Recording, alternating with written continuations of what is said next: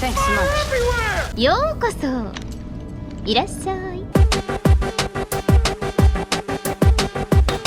Well, this is a little bit embarrassing. I put the PC version of Far Cry 5 on my channel earlier this year. It's actually my third most viewed video for 2025. So I figured I'd follow up with the PlayStation 5 review of the game. I was aware a patch went past. It was like 2023 and I was like, update shmupdate. We're not getting massive amounts of graphical improvement and we're not getting a 9th generation SSD version of the game. But we do get 2K and we do get 60 frames per second with an asterisk. It's not a PEG 60. But I'm not going to go into all of that. I'm going to praise the resolution and the nice HDR, which has played havoc with my footage. I can only apologise. And really just double dip on the game. Both having it on console and on PC on my channel is a bit of a goal. Better not be fooling around out there.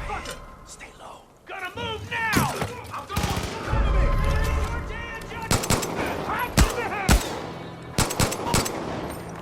I feel the game is also still worth making a massive fuss about. Back in 2018, people were already hating on Ubisoft en masse. There had been a few weaker AC games, but nothing horrendous. But Far Cry 5 still managed to rub some hardcore Far Cry fans up the wrong way. Some of that was to do with the online, I think, and quite a lot of micros in the game.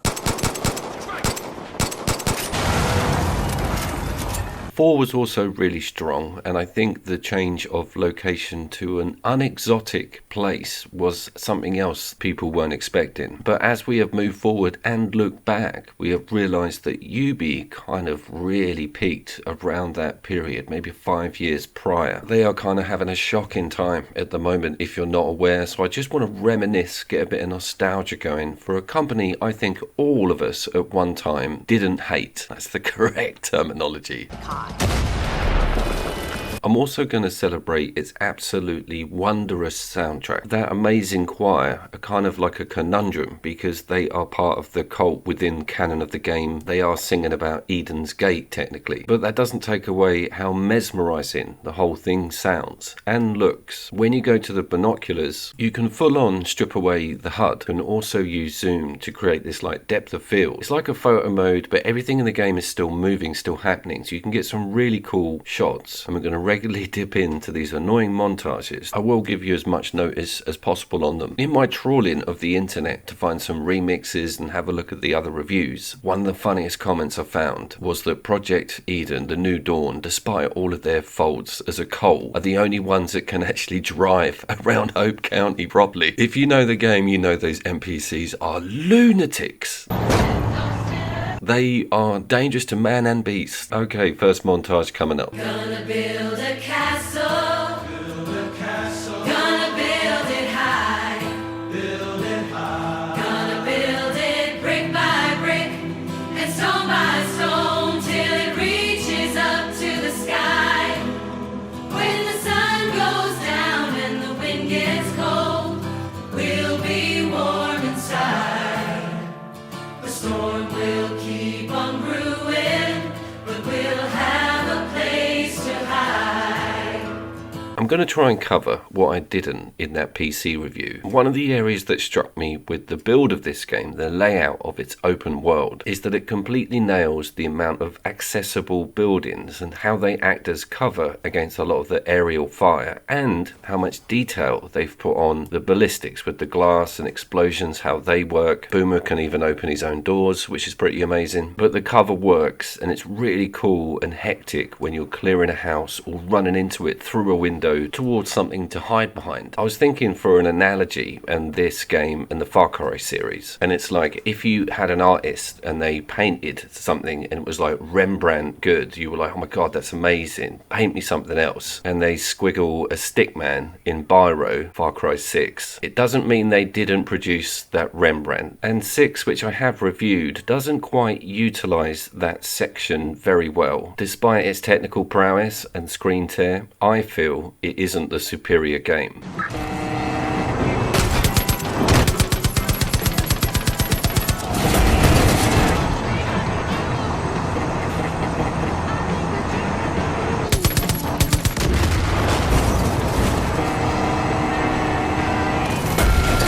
Hopefully that truck horn obscured the Barracuda song enough for me to get away with copyright. And going back to that view through the binoculars, loads of the stuff I set up just descended into chaos. That is the key expression with this game. It cannot help but descend into chaos. The heretic appears again! Girl, I don't know who's talking.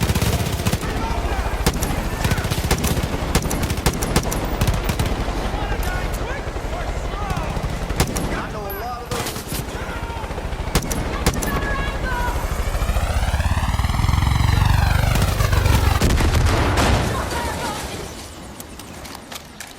I'm down!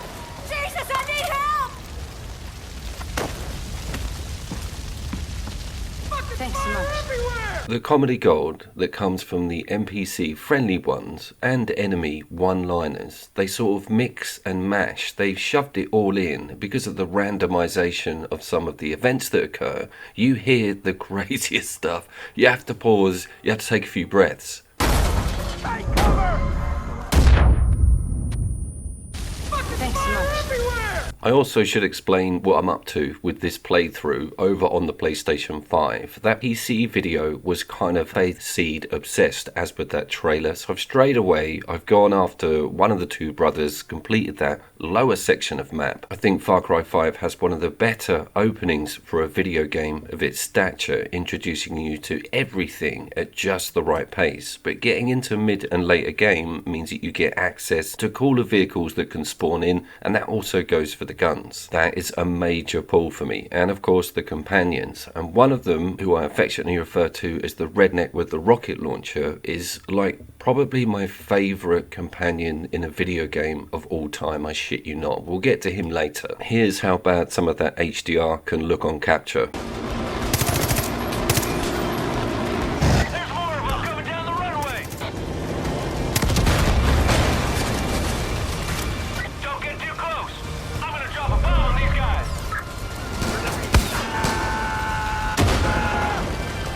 Have an eye! Fire! Don't get too close! I'm gonna drop a bomb on these guys! Thanks so much. Everywhere! The guy that flies around is also close second place for a cool NPC character to have you helping out. And on the PC, having him on and that plane buzzing around all the time did affect my performance a bit. Things are pretty stable with all of the airborne activity over on PlayStation 5. Getting off a mounted gun after you realise the pilot's dead and that plane is coming right for you is also a thing in Far Cry 5. Coming in hot!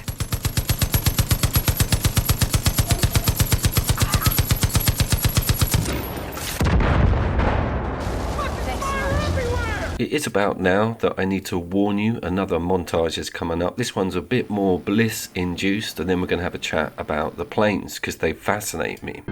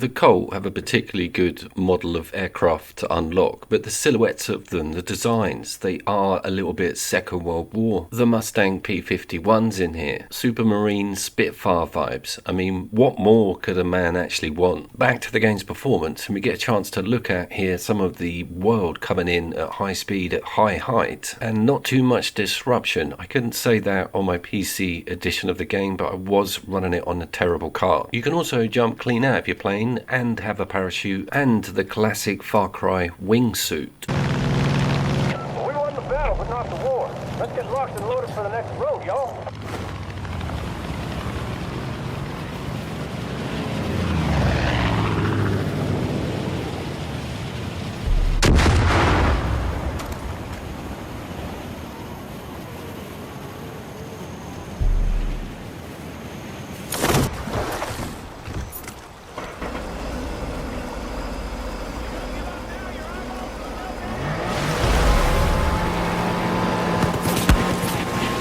The amphibious craft I think should also get a mention, and we've also got planes that can land on the rivers with those floating undercarriage skis. I'm going to go with that. Turns the rivers into runways, which is quite handy because there's a lot of trees around. You can't actually put one of those high-speed propeller craft down everywhere.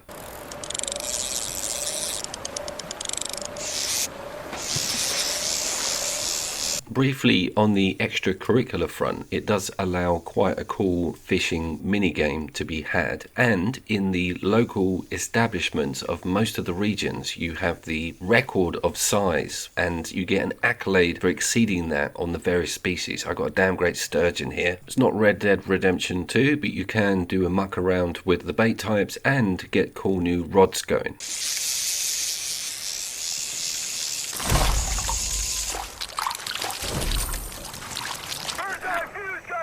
You're also trying the whole time not to get shot by one of Eden Dawn's project managers or a stray killer bear. It doesn't come without its tension on that front. I do want to cover weapon and weapon ownership. I looked into this in quite a lot of detail on the original video, but getting to the MP5, getting it silenced up, feeling comfortable with your selection and opening up those weapon slots early is definitely the way forward. Hostage situations and random events. At first they do seem kind of ad hoc, but they are quite frequent and they do sometimes always play out the same way, but they are still pretty cool and they make you feel like a total hero, and you always get some information on some Pepper's stash. They will sometimes try and kill the hostage before you attack them.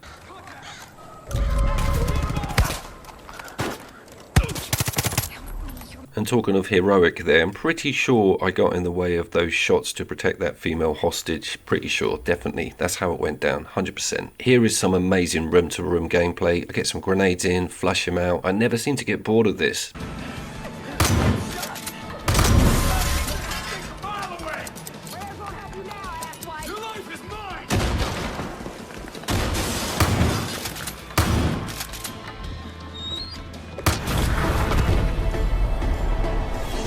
Getting more into the perks of some of the friendly NPC support players is also quite amazing. You can actually put skill points onto them, not all of them, and you can get the flyer dude to full on bomb stuff for you, which is very handy when you've got to take out all of that convoy material.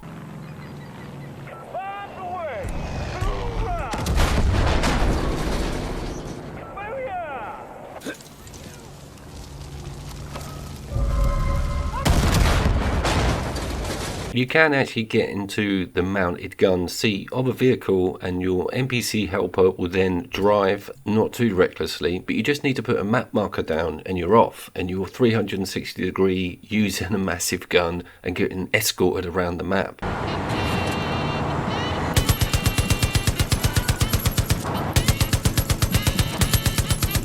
I want to give the game a very large shout out for having skippable everything. You do not have to listen to a single bit of dialogue from anybody if you don't want to. That also results sometimes in some comedy brilliance because they just repeat the most important line of said quest. We got a fucking nightmare moose on our hands. Eden's Gate did something to it with drugs. Kill the cult's drugged up moose.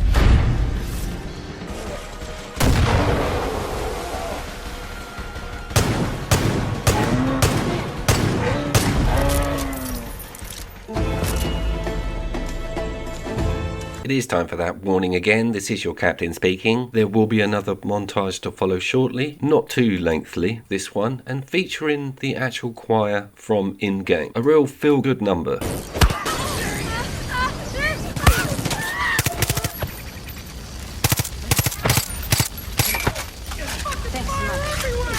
And when I grew old, I was riddled with sin, locked my soul in the dark, never let the light in. I crawled toward the gate with little time left. I cried, what have I done? As I took my last breath.